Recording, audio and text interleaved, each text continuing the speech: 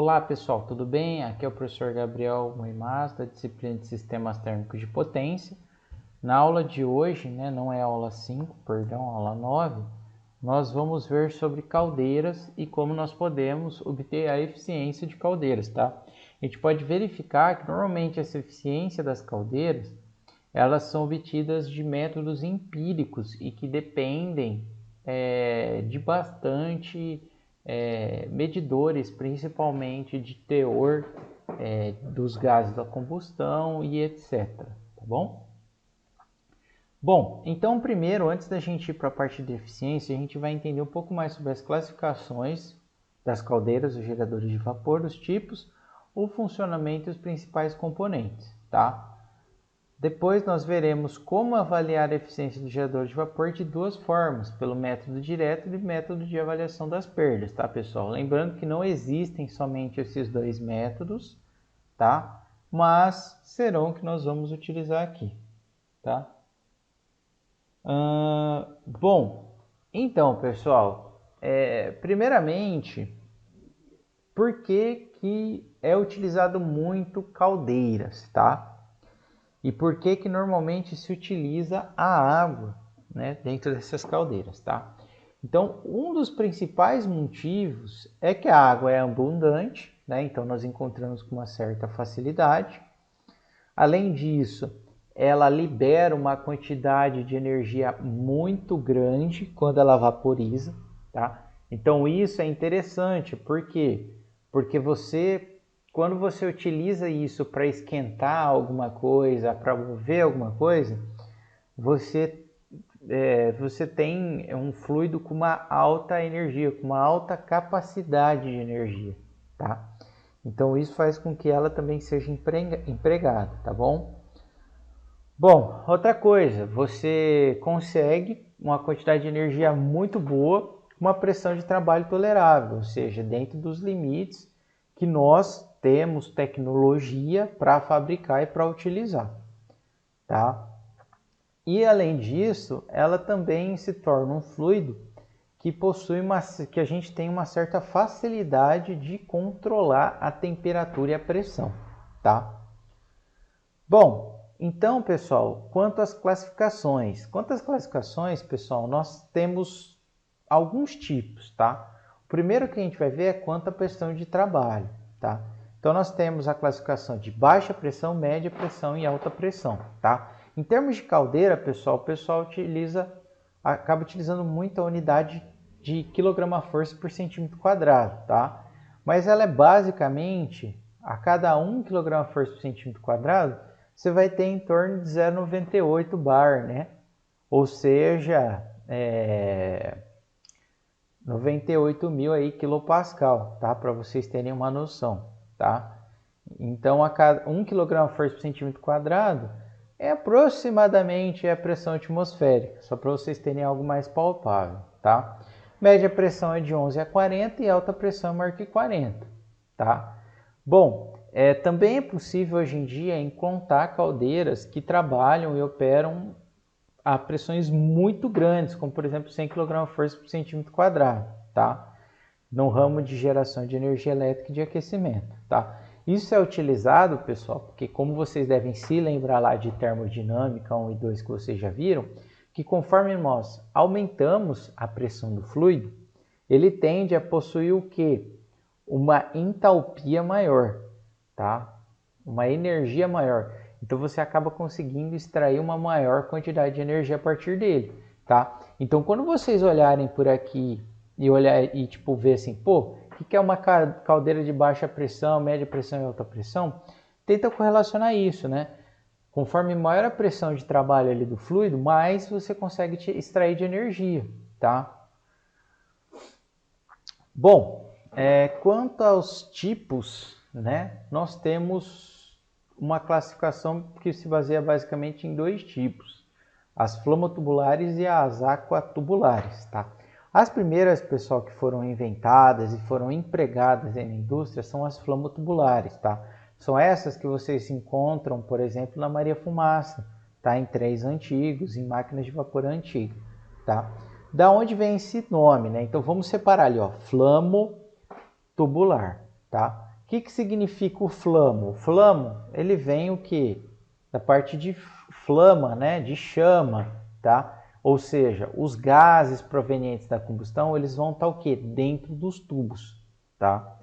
Enquanto que a água que você quer vaporizar, evaporar, ela se encontra ao redor dos tubos, tá? Então, toda vez que vocês virem a palavra flamo-tubular, significa que você tem tubos contendo os gases quentes da combustão e ao redor desses tubos você tem um banho de água, tá?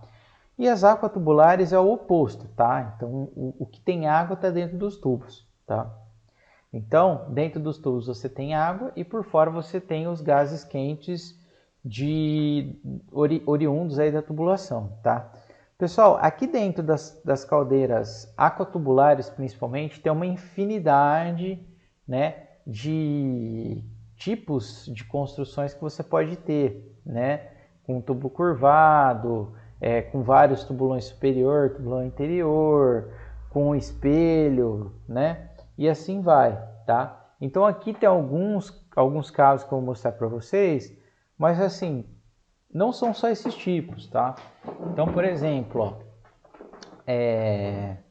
nesse caso aqui nós temos as caldeiras flamotubulares, tá? Veja que a chama, ela está dentro, né, de uma fornalha, né? Isso que acontece ali na locomotiva, né? E os gases que saem aqui da combustão, eles entram dentro dos tubos, ó, que são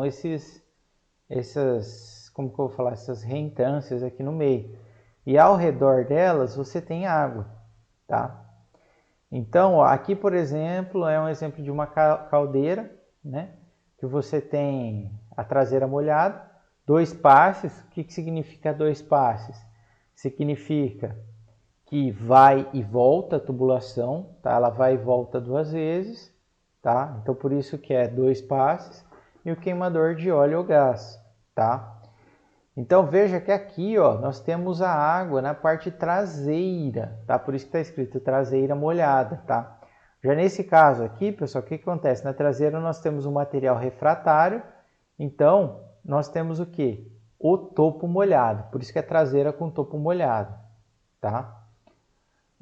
E aqui, ó, vejo que eu tenho material refratário em toda a parte traseira da minha caldeira. De tal forma o quê? Que eu tenho uma traseira seca, que eles chamam, tá? Em todos esses casos aqui nós temos 2 passes porque está indo e voltando, tá? Beleza? Veja que nos 3 primeiros casos aqui, o queimador ele está na posição horizontal, tá? Enquanto que no último caso, o queimador ele está como se fosse numa grelha, tá? Então esse último caso aqui é o que nós temos de combustível sólido, tá? Então por isso, né, que ele parece uma grelha, porque você coloca a lenha, você coloca ali o seu combustível que você vai queimar, né? E o fogo vem por baixo, né? Ela tem que ficar, o combustível seco ele tem que ficar apoiado, né, numa grelha. Enquanto nos 3 primeiros nós não temos isso, tá? Bom, esses casos aqui, pessoal, que são das caldeiras flomotubulares, eles são casos em que nós temos uma pequena geração de vapor, tá? Então ele atinge produção aí de vapor de até 10 toneladas por hora. E também nós temos uma baixa pressão, tá? Quando eu falo baixa pressão é do que? Da água, tá, pessoal? Então vai atingir no máximo 10 bar, né? 1 mega, né? Bom, câmara de reversão, tá? Essa câmara de reversão, pessoal, ela primeiramente ela só é empregada para combustíveis líquidos e gasosos, tá? Então já começa aí. Qual que é o intuito dessa câmara de reversão? É você aumentar o número de passes, tá? Então veja, por que é reversão? Porque os gases eles estão indo para a esquerda e ao invés de saírem para a esquerda, o que? Eu tenho uma câmara que faz com que eles vão para a direita, tá? Então, pessoal, essa câmara de reversão ela só é utilizada para esses casos aqui, tá? Veja que ela pode ter esse design aqui da esquerda ou design da direita aqui, como nós podemos ver, tá? O interessante aqui, pessoal, é que isso só é empregado para combustível líquido e gasoso, tá? Isso é interessante, por quê? Porque os combustíveis líquidos e gasosos, eles geram o quê? Menos fuligem, menos resto, tá? Então, você consegue, como eu falar assim, você consegue tubulações mais extensas, né? Sem que haja entupimento destas, né? Se você utilizar um combustível sólido, você acaba tendo muito desses casos aí de fuligem, queima incompleta de combustível e assim vai. E esses resíduos eles entopem esses canos com facilidade, tá? Então não é interessante você utilizar vários passes de tubo para esses casos de combustível, tá? Bom, pessoal, elas apresentam uma eficiência de 80 a 90%, tá? Aqui, pessoal, tem exemplos, tá, de caldeiras flamo-tubulares. Eu não vou chegar a comentar com vocês, tá? Esse aqui é o caso de uma caldeira flamo-tubular, tá? Veja que eu tenho o queimador aqui na esquerda e ela possui uma câmara de reversão. Então veja que eu vou ter 3 passes, né? Ou seja, o fluido vai, volta e vai de novo, tá? Bom, pessoal, então isso que nós vimos é tudo para flama tubular, tá? Gases dentro dos tubos, tá? Agora, para as aquatubulares, nós temos uma infinidade aí de configurações diferentes, tá? Mas a primeira coisa, antes da gente seguir, é interessante nós nos atentarmos a algumas nomenclaturas que vão ser utilizadas, tá? Primeira coisa, pessoal, é que numa caldeira aquatubular, nós sempre teremos um grande reservatório cilíndrico na parte inferior e na parte superior, tá? Esses reservatórios cilíndricos, pessoal, isso aqui que a gente está vendo é como se fosse um corte, tá? É um corte esquemático. Então veja que é um cilindro mesmo, bem grande, ó, para vocês terem noção, ó. É essa parte aqui de cima, tá vendo? Ó? Tá vendo que é um cilindro grandão? Então, esse cilindro, ele é dividido entre... A parte de cima é chamada de tubulão superior e a parte de baixo é tubulão inferior, tá? O cilindro é chamado de tubulão. Esses tubulões, eles exercem um papel importantíssimo para a distribuição de vapor e de água no sistema, tá? Esse tubulão superior, pessoal, é onde nós vamos ter o líquido com vapor, tá? Então é aí que nós vamos ter o que? A transformação de líquido para vapor, não necessariamente aí, mas aí é uma grande região, tá? Mas é nesse ponto, é o tubulão que vai separar o líquido do vapor. Ou seja, ele vai direcionar o vapor para a parte de cima, tá? A parte superior aí do seu sistema de geração de vapor. E na parte de baixo você vai ter o que? O líquido, tá? Já no tubulão inferior, a principal influência, função dele vai ser a limpeza e a decantação dos sólidos da água, tá? Por quê? Porque a gente sabe que junto com a água existem várias impurezas, por mais que você trate, né? Ou até mesmo vem impurezas aí da tubulação e de outros equipamentos aí que a água vai passando e vai levando, tá? Então, como esse tubulão inferior é a parte mais baixa, é aí que tem a decantação, né? É onde fica todos os lixos, os sólidos que estão presentes na água. Então, por meio da limpeza, da retirada desses sólidos aí, que você faz a limpeza da água da sua caldeira, tá bom? Bom, como eu comentei, existem diversos tipos de configurações. A gente pode ter uma caldeira de tubo reto, que é o que nós vimos aqui na parte aqui, nessa figura aqui de cima. Nós podemos ter a caldeira de turbo curvado, que é o que nós temos aqui nas seções na 2, 3 e 4, tá? Qual que é a diferença, tá? E a vantagem de cada uma, tá? Primeira coisa, tubo reto. É mais fácil de você limpar, tá? Por quê? Porque é muito mais fácil você passar algo para limpar dentro, né? Acho que não sei se vocês já tentaram mexer com tubulação, né? Mas quando vocês vão desentupir uma tubulação e a tubulação é reta, é simples de você desentupir. porque o arame que você enfia ali, ele vai percorrer um trecho reto, tá? Aí quando entra curva, complica, né? Dá mais trabalho. Então a curva, você tem uma dificuldade a mais na limpeza interna dos turbos. Entretanto, como ele é curvado, você tem uma área de tubulação maior. Como você tem uma área de tubulação maior, o que acontece? Essa caldeira ela vai ser capaz de absorver mais calor, ou seja, ela vai ter uma capacidade de produzir mais vapor do que a de tubo reto, tá? Entretanto, como você aumenta o tamanho da tubulação, o custo também acaba sendo maior, tá? Então, tudo tem seus prós e contras. Qual que é a grande vantagem das caldeiras aquatubulares, pessoal? É que como a água ela fica no espaço, me fugiu a palavra, pessoal, no espaço confinado, é possível você atingir pressões muito altas, tá? E como você atinge pressões muito altas porque a água está no espaço confinado, você acaba conseguindo extrair mais energia desse sistema e, consequentemente, produzir mais vapor, tá? Então, essa é a grande vantagem das caldeiras aquatubulares, tá? Elas produzem mais calor e atingem pressões de trabalho maior, tá? Enquanto as flambotubulares produzem menos calor e apresentam pressões de trabalho menores, tá?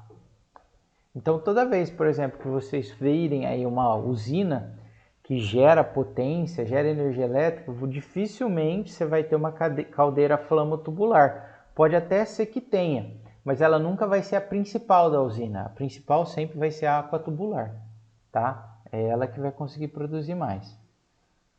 Então, pessoal, aqui tem alguns vídeos, eu vou até direcionar para vocês depois uma atividade para vocês fazerem, tá? Bom, outros tipos de caldeira aquatubulares, tá? Outras classificações, né? Quanto à circulação da água, nós podemos ter uma caldeira aquatubular por convecção natural e por convecção forçada, tá? Qual que é a diferença? Natural, lá no tubulão superior, você vai ter simplesmente o vapor vai sair para cima porque ele é mais leve e o líquido vai permanecer embaixo porque ele é mais pesado, tá? Ou você pode operar por convecção forçada, que o que? Você força o vapor a sair por cima por meio de algum mecanismo e força o líquido a ficar para baixo, tá? Vantagem, você consegue alcançar uma eficiência maior, né? Ou seja, atingir temperaturas e pressões maiores, tá? Desvantagem é que isso fica mais caro, tá? Bom, caldeiras mistas, tá? A caldeira mista, pessoal, é uma caldeira flamotubular, isso é importante. Então, uma caldeira mista ela é flamotubular. Só que o que acontece? Na antecâmara, ou seja, onde tem a queima do combustível, nós temos alguns tubos, né, revestidos de água, tá? Então, na antecâmara, nós temos uma água dentro dos tubos que absorve calor da combustão. Então, nós temos uma pequena região que a gente pode falar que é a aquatubular, tá? Aqui são alguns tipos de configurações que podem ter aqui na parede dessa antecâmara, tá? Então, você pode ter tubos aletados, tubos tangentes soldados ou os tubos separados, tá? Bom, e outro tipo de caldeira que nós podemos ter é a caldeira de recuperação de calor, tá? Essa caldeira de recuperação de calor, pessoal, a primeira coisa que vocês têm que botar na cabeça é que o objetivo dela não é produzir uma grande quantidade, um vapor com uma alta quantidade de energia. Então, você não vai ter um vapor extremamente superaquecido na saída dela, tá? O objetivo dela vai ser simplesmente você utilizar algo que já existe aí na sua empresa, no sistema. Você utiliza o calor para gerar mais vapor. Tá? Então, você utiliza o calor de algum processo para gerar mais vapor. E como isso acaba não sendo você só está aproveitando algo que ia ser jogado fora, você acaba não adicionando tanto calor assim para a água, para gerar vapor. Então, nas caldeiras de recuperação de calor, é muito comum na saída ali da caldeira você ter um vapor saturado ou um vapor levemente superaquecido, tá? Bom, pessoal, componentes da caldeira. Bom, então, analisada essa parte de caldeira, os tipos de caldeira, nós vamos agora pelos métodos de eficiência da caldeira, tá? O primeiro que nós vamos verificar é o método direto de eficiência da caldeira, tá? Então, esse método direto, ele basicamente utiliza o conceito de eficiência, né, que vocês já viram lá em termodinâmica para máquinas térmicas, tá? Então, na caldeira, qual que é o objetivo dela? Utilizar calor para transformar água em vapor, tá? Então, como que você consegue medir isso diretamente? Basta você medir a vazão de vapor que está sendo produzido e medir a temperatura e pressão que sai a água para achar a entalpia de saída, temperatura e pressão que entra a água para achar a entalpia de entrada. Medindo isso, você consegue obter o calor que foi absorvido pela água, né? E a energia proveniente do combustível. Energia proveniente vai ser o que é dado pelo produto da vazão de combustível vezes o poder calorífico superior desse. Tá? Então, o poder calorífico superior é tabelado, vazão de combustível é algo que você tem medido, né? Dá para você medir. Qual que é o problema desse método direto? Nós acabamos de ver o processo de combustão, né, pessoal? O processo de combustão é um processo perfeito? É um processo no qual o que vai sair vai ser a combustão completa? Não, não vai, correto? Então, é muito difícil da gente afirmar que o calor liberado no processo de combustão vai ser o poder calorífico superior do combustível, entendeu? Porque não é isso, né? Nós vamos ter vamos ter combustão incompleta, nós vamos ter cinzas, nós vamos ter resto de combustível, nós vamos ter o que mais? Nós podemos ter dissociação e assim vai, tá? Então, todas essas perdas aí, a gente está desconsiderando nesse método direto. Então, não é uma medida muito bacana quando você pretende, né, utilizar, né, não utilizar, mas pretende ter uma medida mais exata da eficiência da caldeira, tá? Fora isso, o que está acontecendo naquele caso anterior? Nós estamos desprezando diversos aparelhos ali que são utilizados para fazer o seu ciclo funcionar.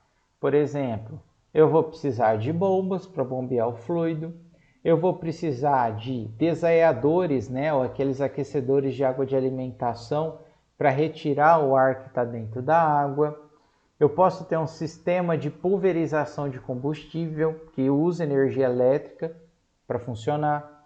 Nós poderemos ter ventiladores, exaustores e assim vai, tá? Então a gente está desprezando todos esses caras aí, tá? Porque eles consomem energia. Você está utilizando eles para fazer o seu sistema funcionar como um ciclo, para fazer com que a caldeira transforme lá no final vapor. Então, o ideal, além disso tudo, é aqui na parte de baixo a gente considerar a parte de queima do combustível, mas também o consumo de energia desses equipamentos, tá? Ok? Então, isso é importantíssimo.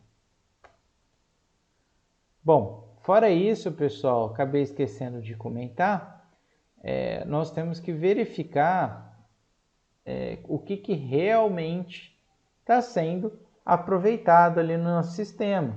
Porque a gente pode ter perdas ali de calor no sistema e a gente está o quê? Gerando uma determinada quantidade de calor, mas uma parte do que a gente gerou e a água absorveu, ela está sendo perdida.